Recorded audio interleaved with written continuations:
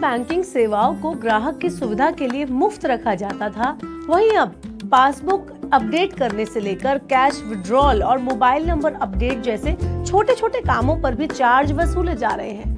State bank of India यानी SBI, HDFC bank, ICICI bank और axis bank जैसे बड़े बैंक ग्राहकों से IMPS transaction, ATM usage, passbook, chequebook और कैश डिपॉजिट पर अलग अलग चार्जेस वसूल रहे हैं। अगर आप भी बिना प्लानिंग के बैंक जाते हैं या फिर फ्री लिमिट पार कर बैठते हैं तो आपको हर छोटे काम पर जेब ढीली करनी पड़ सकती है। तो आइए जानते हैं कि कौन कौन सी बैंकिंग सर्विसेज पर अब चार्ज लग रहा है, कौन सी बैंकिंग सर्विसेज महंगी हो चुकी हैं और उनसे बचने का रास्ता क्या है।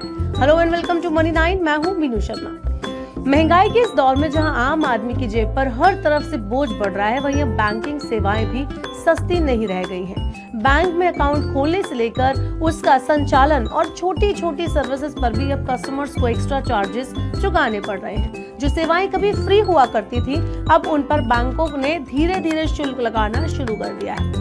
चलिए बात करते हैं, एसबीआई ने आईएमपीएस ट्रांजैक्शन पर चार्ज लगाया है, अन्य बैंक भी जल्द ऐसा करेंगे। जी हाँ, देश का सबसे बड़ा bank state bank of India यानी एसबीआई, उसने घोषणा की है कि वो 15 अगस्त 2025 से आईएमपीएस ट्रांजैक्शन पर चार्ज वसूलना शुरू कर देगा। हालांकि 25,000 रुपए तक की ट्रांजैक्शन पर कोई चार्ज नहीं लिया जाएगा, लेकिन उससे ऊपर की राशि पर 5 रुपए से लेकर 15 रुपए तक का चार्ज लागू किया जाएगा। विशेषज्ञों का कहना है कि एसबीआई के बाद अन्य सार्वजनिक और निजी क्षेत्र के बैंक भी जल्द ही आईएमपीएस ट्रांजैक्शन पर शुल्क लगाने की तैयारी कर रहे हैं। बढ़ते हैं आगे, बताते हैं कि एटीएम पर भी ट्रांजैक्शन महंगा होने वाला है। फ्री लिमिट के बाद 23 रुपए प्रति ट्रांजैक्शन आपसे पैसा लिया जाएगा।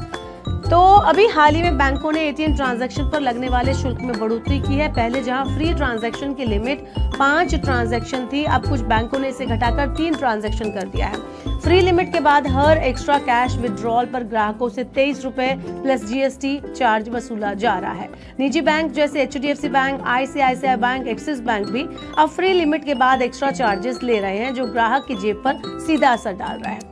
बढ़ते हैं आगे, बताते हैं आपको कैश डिपॉजिट और विड्रॉल पर भी फ्री लिमिट के बाद कुछ शुल्क लगा दिए गए हैं। जी हाँ, बैंक अब कैश डिपॉजिट और कैश विड्रॉल पर भी फ्री लिमिट सेट कर चुके हैं। कुछ बैंकों ने महीने में केवल 3 बार कैश डिपॉजिट फ्री कर रखी है। इसके बाद हर बार ऐसा करने पर 50 रुपए से लेकर 150 रुपए तक का शुल्क लगता है। वहीं कैश विड्रॉल पर भी कुछ बैंकों ने फ्री लिमिट के बाद 100 रुपए से लेकर 200 रुपए तक का चार्ज लागू किया है, विशेषकर बड़ी रकम की निकासी पर। पासबुक, साइन वेरिफिकेशन और एसएमएस अलर्ट पर भी शुल्क लग गया है। जी हाँ, अब डुप्लीकेट पासबुक बनवाने पर 100 से 150 रुपए तक का चार्ज वसूला जा रहा है। इसके अलावा पासबुक अपडेट के लिए भी कुछ बैंकों ने 50 रुपए तक का शुल्क निर्धारित किया हुआ है।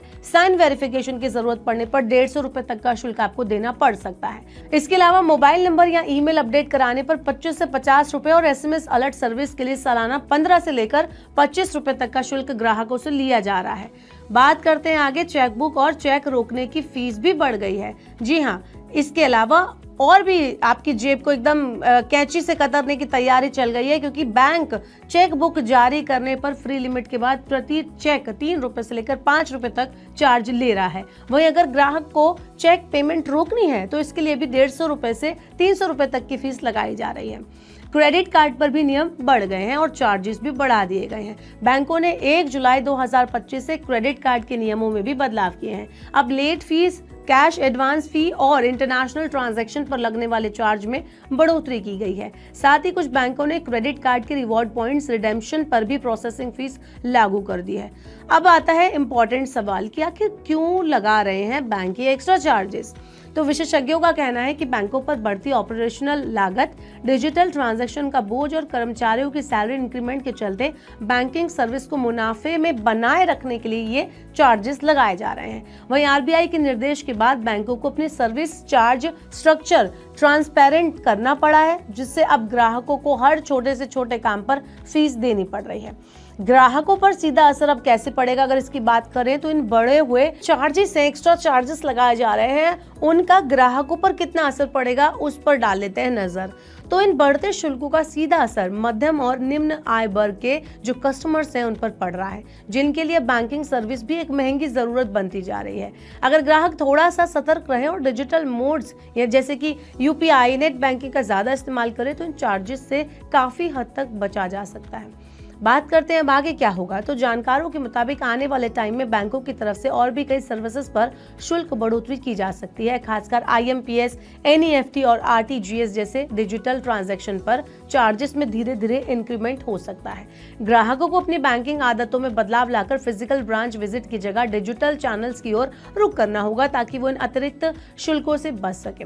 अब मनी9 की तरफ से ग्राहकों के लिए कुछ सलाह है, कुछ टिप्स है जिससे वो थोड़ा बहुत अपनी जेब पर भार कम कर सकते हैं। यूपीआई जैसे फ्री डिजिटल ट्रांजैक्शन प्लेटफॉर्म का ज्यादा इस्तेमाल करें। बैंकिंग एप्स और इंटरनेट बैंकिंग से काम निपटाएं। एटीएम ट्रांजैक्शन लिमिट का ध्यान रखें। एसएमएस अलर्ट्स की जगह बैंकिंग ऐप के फ्री नोटिफिकेशन का इस्तेमाल करें। बैंकिंग चार्जेस की जानकारी टाइम पर चेक करते रहें। तो अब समय आ गया है कि हम सभी अपनी बैंकिंग जो हैबिट्स हैं उनको बदलें। एटीएम पर बार बार कैश निकालने की जगह यूपीआई और डिजिटल मोड्स का ज्यादा से ज्यादा इस्तेमाल करें।